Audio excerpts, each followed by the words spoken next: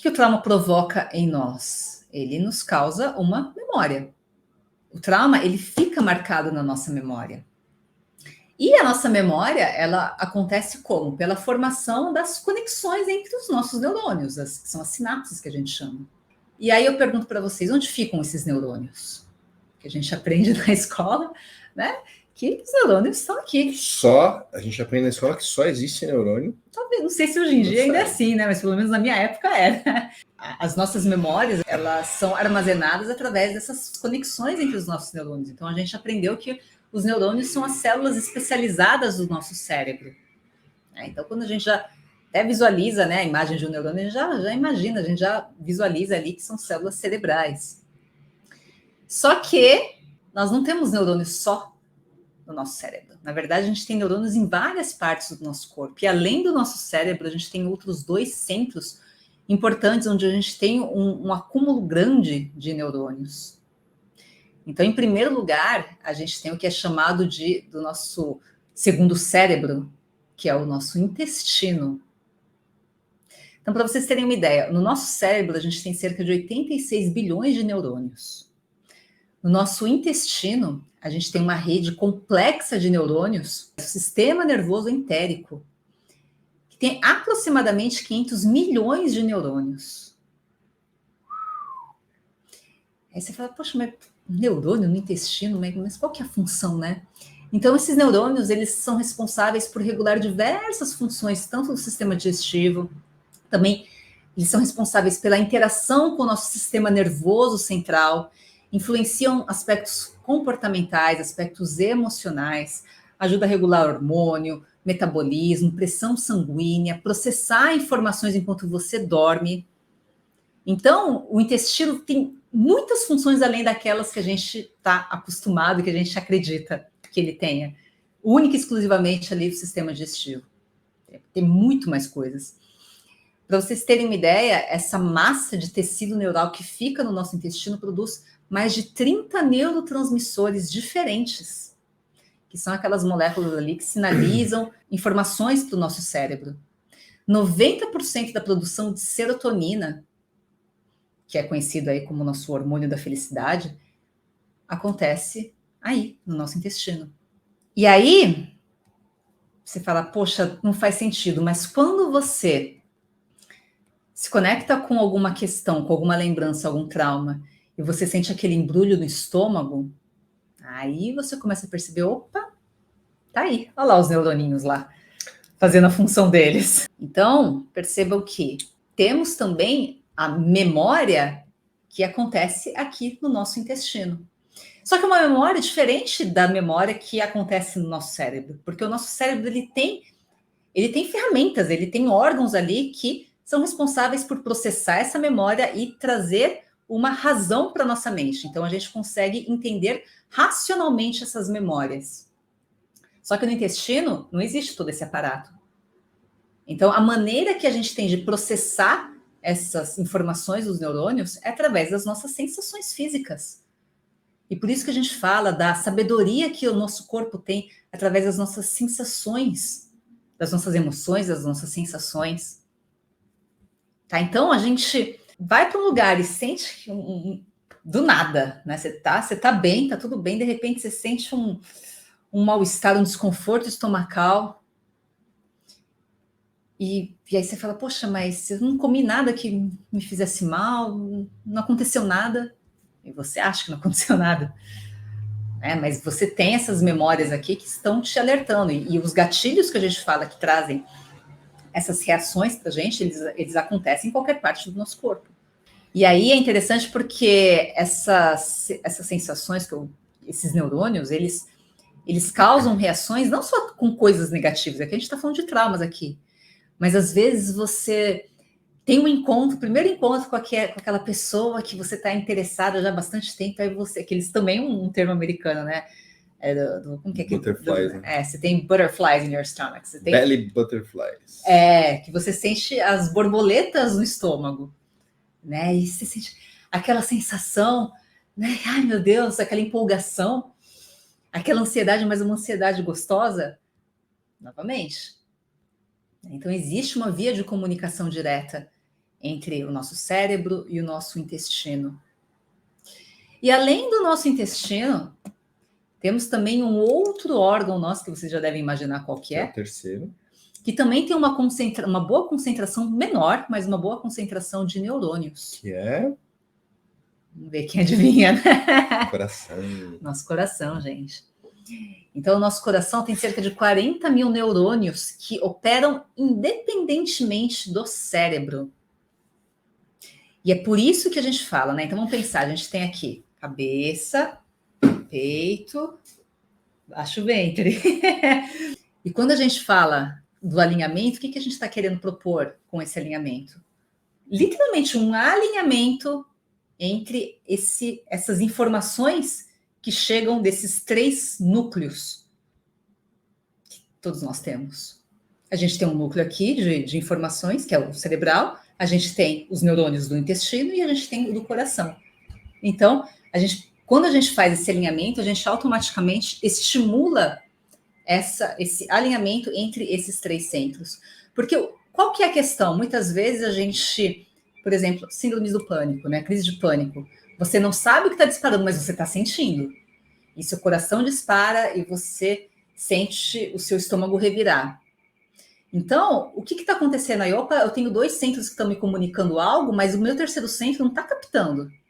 Quando a gente fala de alinhamento, gente, é a capacidade desses 3 centros falarem a mesma língua, se compreenderem, se comunicarem.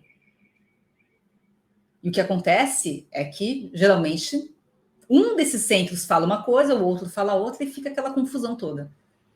Então, quando a gente faz esses trabalhos energéticos, o que a gente está proporcionando num nível mais profundo é um alinhamento desses centros, desses nossos centros de inteligência. Mas dá para fazer sozinho isso? Meditação é uma ótima prática. Tem que aprender, né? Meditação é uma ótima prática. O alinhamento, como eu ensino, que parece ser algo simples, mas se você parar para... É que, enfim, ninguém leva a sério isso, mas se você parar para praticar isso no seu dia a dia, e você vai perceber que em momentos onde você está confuso, o que é uma confusão? É um desequilíbrio entre esses centros. Quando você está confuso, se você para por alguns minutos e se mantém nessa postura de alinhamento e entra nesse estado de reflexão, as coisas começam a naturalmente clarear. Porque você está fazendo um estímulo do alinhamento desses centros. Tá? Então, essa comunicação desses 3 centros, ela acontece pelo nosso nervo vago. A gente já fez práticas aqui para estimular esse nervo vago, que ele é extremamente importante para o nosso sistema nervoso. Então, essas informações do nervo vago, elas é uma informação de via dupla. A gente recebe informação do coração para o cérebro, do cérebro para o coração. Aliás, a gente tem mais informação que chega de baixo para cima do que de cima para baixo. E aí que está a dificuldade, né? Às vezes a gente fala que a gente tem alguns bloqueios mentais. O que são esses bloqueios mentais? Poxa, a informação está chegando, mas aqui não está conseguindo processar. É literalmente como se você estivesse num estado de resistência, ainda que inconsciente. Mas a gente tem aqui, então, essas 3 inteligências, 3 fontes de memória, e quando a gente fala sobre a dificuldade de superar um trauma, é porque, principalmente nos tipos de terapias mais convencionais, onde a gente conversa bastante, dialoga bastante, eu estou estimulando muito aqui essa memória, esse meu lado do meu cérebro, da cabeça mesmo. Mas e os outros? Como que eu estimulo? Como que eu libero a informação que não está só aqui, a informação que está aqui, a informação que está aqui embaixo também. Mas como é que fica guardada quando acontece um trauma? Então, como é que fica guardada a informação aqui? É isso que eu estou tentando refletir aqui. Talvez tenha gente em casa que está com dúvida também. Como é que fica registrada aqui, nessa memória aqui, nessa memória aqui, nessa memória aqui? Justamente, a gente tem essas conexões, essas sinapses que acontecem nos nossos neurônios, acontecem também nos neurônios do coração, nos neurônios do intestino. O processamento é diferente no cérebro porque a gente, como eu falei, a gente tem maneiras diferentes de processar. A gente consegue trazer razão para o processamento mental, mas para o coração e para o intestino a gente não tem essas mesmas ferramentas. A gente processa através das nossas emoções, das nossas sensações. Por exemplo, o intestino, né? Ele é um dos Na verdade, assim, ele produz a serotonina, que é o hormônio da felicidade. Então, quando você passa por um trauma, né, um efeito dessa mente, vamos dizer assim, né, que é o segundo cérebro do intestino, um efeito que a gente pode perceber em função desse trauma é exatamente o que a gente falou lá da depressão, daquela letargia, que talvez a produção de serotonina ela é reduzida por conta desse estresse, né, desse momento, dessa situação de estresse que o intestino está passando por conta desse trauma. Então, ele vai influenciar na produção de serotonina, que vai me deixar eu menos alegre, menos contente, menos de bem com a vida, por conta dessa questão. Tá? Então, só para você entender mais ou menos, de alguma maneira, como que isso pode acontecer. Lembrando que o nervo vago é um dos principais nervos do nosso sistema nervoso, que faz essa conexão entre esses 3 centros. Ele envia as informações, como se fosse uma rodovia que está enviando as informações para todo o nosso corpo. E por isso que a gente fala que a gente é um sistema. Não dá para a gente isolar o que aconteceu só aqui nessa parte. Não, está percorrendo o tempo todo essas informações. O que acontece embaixo, se eu bato o pé agora no cantinho, na quina da mesa, automaticamente meu sistema nervoso vai informar meu corpo todo daquilo que aconteceu. Eu vou sentir essa reação de dor. Eu vou ter uma reação explosiva. Automaticamente vai começar a escorrer lágrimas dos meus olhos, assim. São vários processos que estão acontecendo ao mesmo tempo. Então percebam como é difícil a gente trabalhar um trauma. E mais difícil ainda a gente conseguir trabalhar esses traumas somente da forma mais convencional. A gente percebe, sim, um alívio muito grande, né? Então, pessoas que fazem terapia, a psicoterapia convencional falam, não, nossa, me ajudou bastante, sinto bastante alívio e tal, mas ainda sinto que me incomoda. É difícil a gente conseguir eliminar todos os traços, porque percebam, são muitas ramificações, e são muitos lugares onde são processadas essas informações dentro de nós. Então, assim, não é que eu vou focar somente numa área, eu tenho que focar todo o meu sistema. Por que a gente está falando, né, disso tudo? Porque, assim, praticamente todo ser humano que vive aqui no planeta tem trauma. Eu diria que todos. Então, a gente convive com isso, a gente vive em função disso, a gente age em função disso, e isso incomoda, isso impede a gente de progredir, isso impede a gente de ser feliz, isso impede a gente de ter uma vida plena, de ter uma vida com saúde, inclusive, muitas vezes, e de ter paz interior.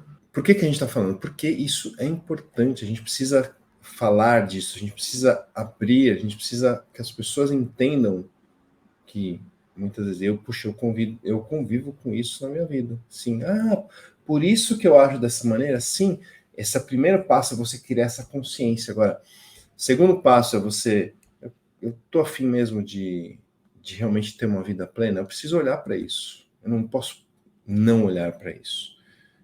Né? Eu preciso começar a olhar para isso. Em algum momento você vai ter que olhar. Você vai ter que resolver, porque o que está dentro de você, ninguém vai resolver por você. E não vai se resolver sozinho. Eu quero começar. É fácil de trabalhar com trauma? Né? Principalmente aqueles traumas maiores. É fácil? Não, não é fácil. É impossível? Não, não é impossível. Mas eu preciso começar. O problema é que muitas vezes a gente nem busca ajuda, porque como a gente não consegue identificar, a gente não consegue fazer uma relação entre o que a gente sente e um trauma específico, porque muitas vezes é inconsciente, a gente acha que não está aí a raiz do problema. E a gente fica procurando, a gente fica dando volta em círculos, né? Fica procurando outros motivos, outras razões, e deixa de lado as nossas questões emocionais, aquilo que a gente já viveu. Aliás, a gente está acostumado a isso, né? Pela nossa medicina, pela visão de mundo mais tradicional, que não enxerga, não dá tanto valor e tanta importância para as nossas emoções. Então a gente tende a procurar, estou com sintoma físico, vou procurar no meu corpo físico. E eu vou procurar um comprimido, porque eu estou com um sintoma físico. Mas espera aí, esse sintoma ele vem de um trauma que aconteceu. Não adianta você tomar o comprimido, porque ele veio de um trauma. Eu preciso trabalhar o trauma. Não tem comprimido com trauma. Então é por isso que a gente está falando bastante. Por quê? Porque é importante, gente. Todo mundo passa por isso. A gente passa por situações difíceis, por situações de picos emocionais. E quando eu tenho um pico emocional, isso gera um trauma, né? Gera um bloqueiozinho ali. A gente vai falar mais para frente de situações que acontecem quando a gente nem tem consciência do que é viver, do que é nem só, tipo, na nossa fase infantil mesmo, que também tem umas consequências enormes na nossa vida. Então, assim, vai acompanhando, né? Vai refletindo, vai vendo se o que faz sentido, o que não. O que não fizer sentido, você joga fora, não tem problema, mas eu tenho certeza que muita coisa que vai, de repente, te ajudar. De repente, você vai identificar isso em alguém que você está convivendo. E talvez, dependendo da intimidade que você tenha, você pode, talvez, oferecer essa ajuda para a pessoa. Porque, assim, olha, existe um caminho, é possível trabalhar. Mas é possível você começar a olhar para isso. É possível você ter um alívio para essa situação e começar a buscar isso, tá?